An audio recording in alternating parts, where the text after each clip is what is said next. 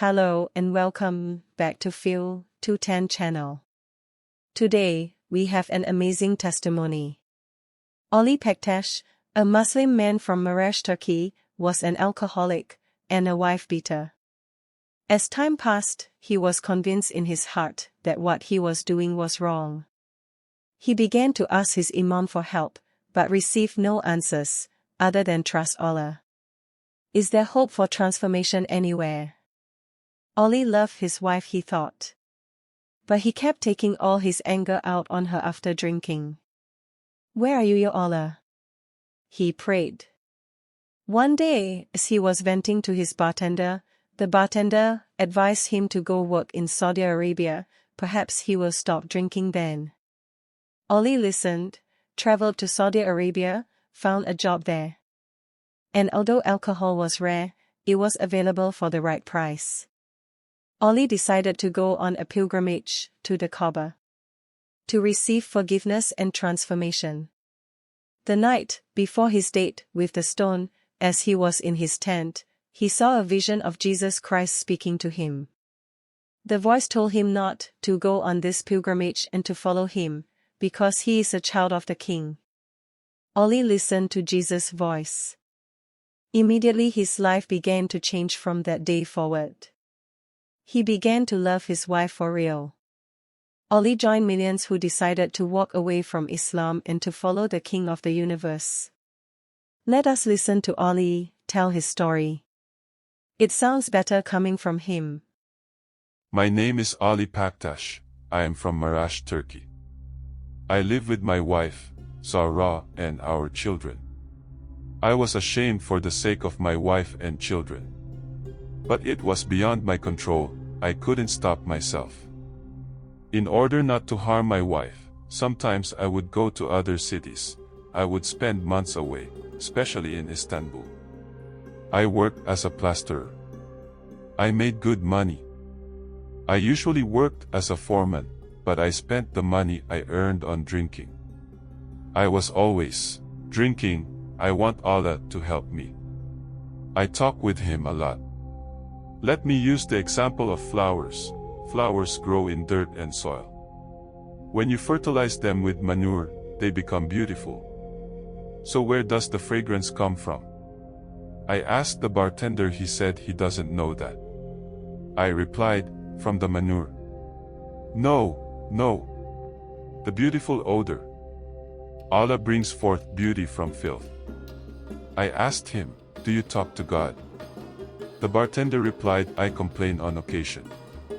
I replied to him, you should talk to God like a friend. Or like you were His child. That's the way I always do it. God loves children. But I can't go home. When I go home, I beat my wife always. I drink, and it happens. I even forget my own name. The bartender said, you should go to Saudi Arabia.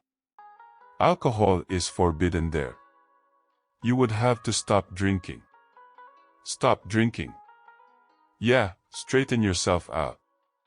What work do you do? Construction.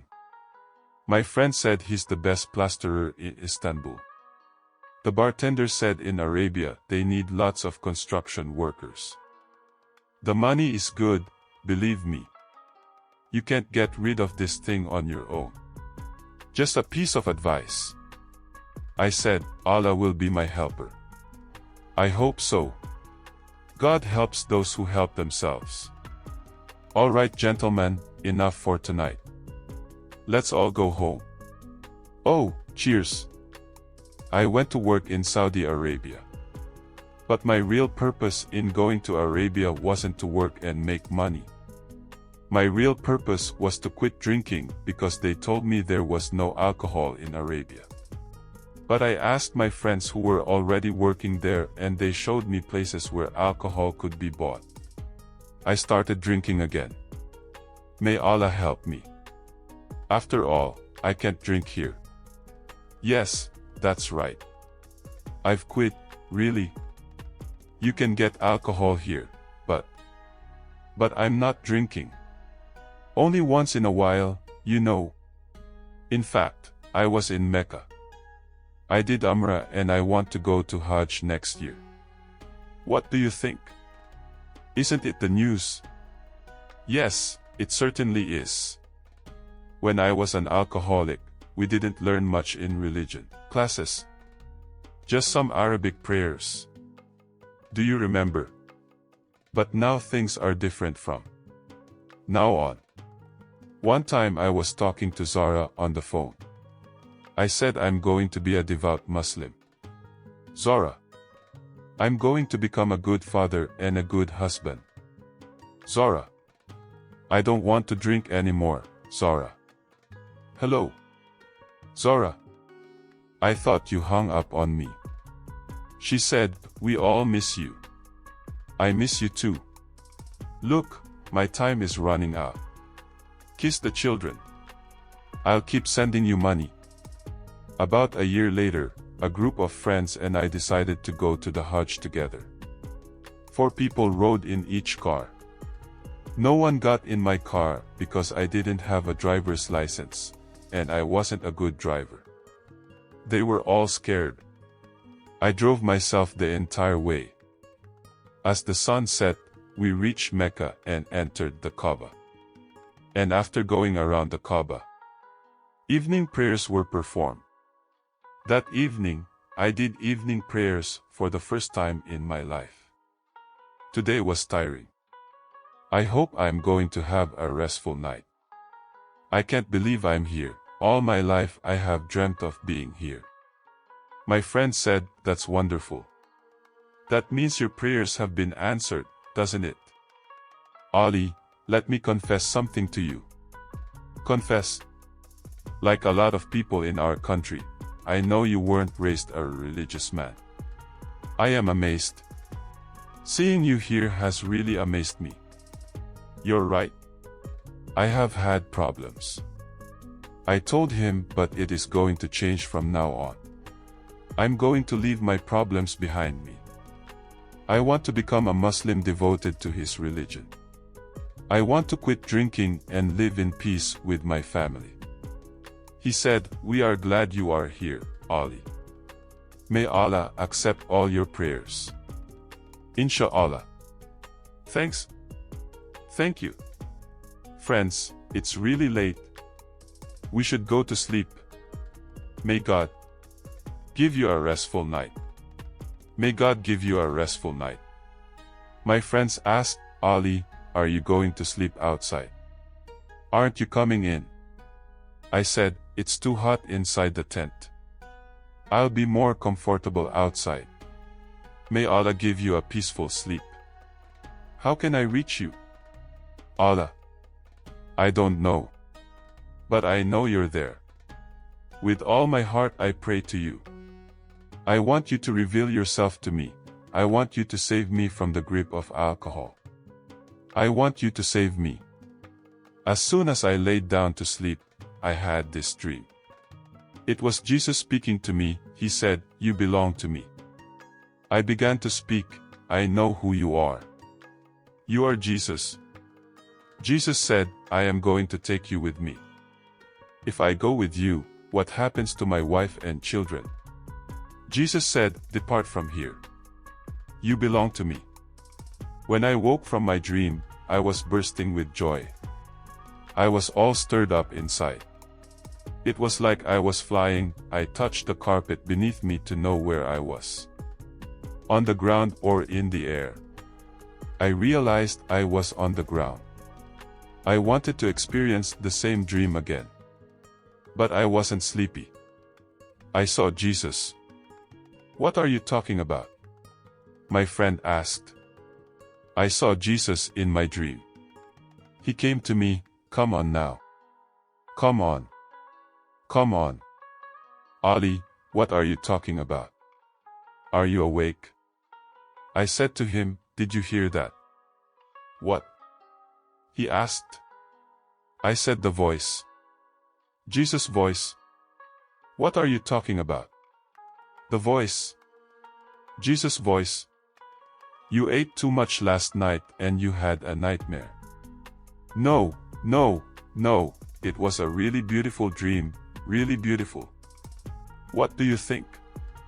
Maybe if I go back to sleep, I'll see it again. That's a good idea. Go back to sleep. Tomorrow will be a big day. I heard the voice, Ollie. You belong to me. You will not go on this pilgrimage.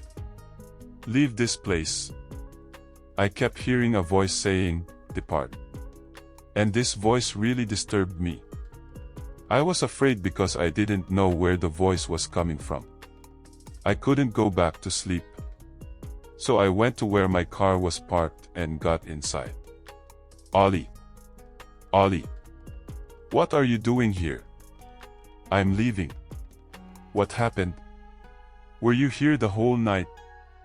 I went to bed last night. I kept hearing a voice, but I couldn't sleep. My God. What are you talking about?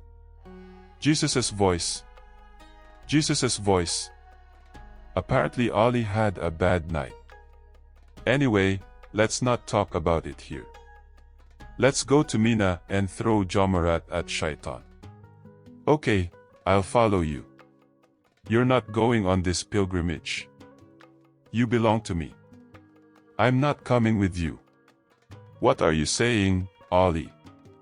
The voice insists that I should leave this place. Please, I'm going to obey. I got in my car and headed for the city where I'd been working. When I arrived, I needed to take a shower. When I took my shower, I noticed that half the hairs on my chest were white. I thought maybe they were white because of sweat or dust. So, I tried to wipe them clean with a towel, but they really had turned white. Then a voice said to me, I will show you greater things than this. At that moment, I was filled with great fear. At that moment, great fear came over me. It was the kind of fear that is mixed with joy, real joy. I felt at that moment that God was with me and would help me. I sensed I was going to be delivered from all the bad habits and problems, especially alcohol. At that moment, in this feeling of godly fear and inner peace, I dropped to my knees. But I didn't know how to pray. I didn't know what to say. I just said, yes, Lord, I will do whatever you want from now on. I'll do whatever you want. Whatever you want. That evening, I heard the voice again. And he told me I needed to return home immediately. Without hesitation, I packed my belongings and returned home. All my neighbors had gathered at my house. At that moment, I was very happy. Although they knew I used to beat my wife and my children, my neighbors still liked me. At that moment, a voice in me said, rise to your feet. Listen, I have something to say. While in Saudi Arabia, I saw Jesus in my dream. And Jesus touched me. I want you all to know that I now follow Jesus. I have become a Christian. So, all my neighbors left while they were laughing at me. Zora, I really have become a Christian. But how? How does one become a Christian in Arabia? I had a dream there. Jesus came to me in the dream and touched me. He changed my heart. He gave me incredible joy.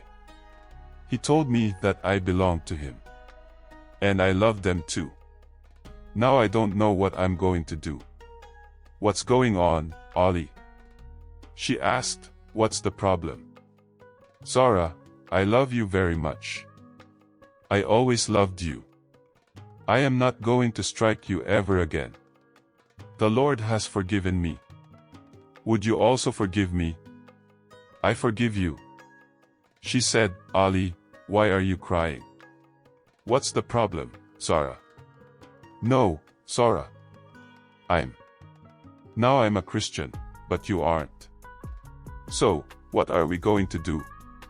What are we going to do? What are we going to do? It's all right, Ollie. She said, if you've become a Christian, I'll become one too. That night, my house was filled with peace. However, Neither my wife Zara nor I knew a single Christian. We didn't know what to do. But I needed to work.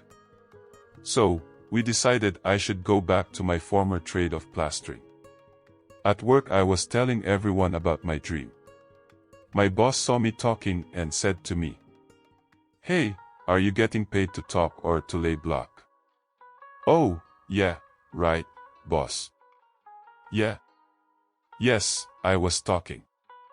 But I was talking about Jesus. I was explaining to my friend that Jesus touched me and changed my life. If you want, I can explain this to you too. I don't have time for stuff like this. And neither do you. If you want to work, then work, or you'll be fired." Okay. Don't worry, Ollie. We all know you're the best here." In the end, I was fired. Then I found another job. I got fired again. I found other jobs. But I would mess up. The desire in my heart to tell others about. I got fired again. I found other jobs. But I would mess up.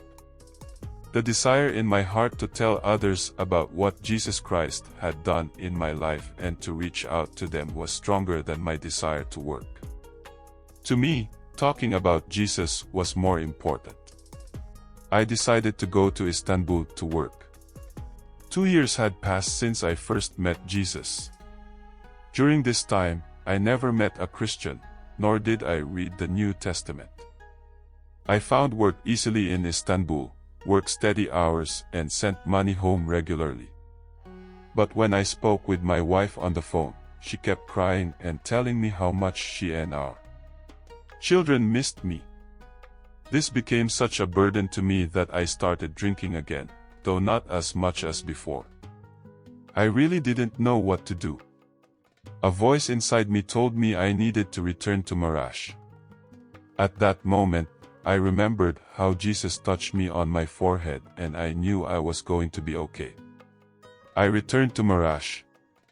In Marash, I found work with someone who valued my skill. Even if he didn't value my faith.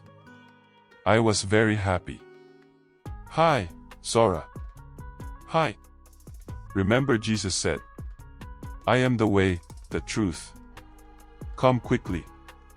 Come quickly. Come listen to the radio." There was a Christian broadcast that I heard for the first time. When I heard this broadcast, I immediately picked up the pen and paper to write to the radio station and ask for a New Testament. I received the New Testament within 10 days. I was very happy to have this book. I read the entire New Testament without sleeping. I was so excited. Then my life started to change. In fact, people could see the change in my life very clearly. Very clearly. Now I invite people to my home and ask everyone this. Do you really want to see heaven? If you do, come to my house. Thank you very much. Women began to ask my wife, "Zora, can't Ollie trick my husband into reading the New Testament?" There's no need to trick anyone off it. The Lord Himself draws us with His love. I'm sure Ollie will talk with your husband, if he hasn't already. Ollie has changed into a wonderful person. It's unbelievable. I had experienced an extremely difficult childhood. I felt rejected and unloved by my family.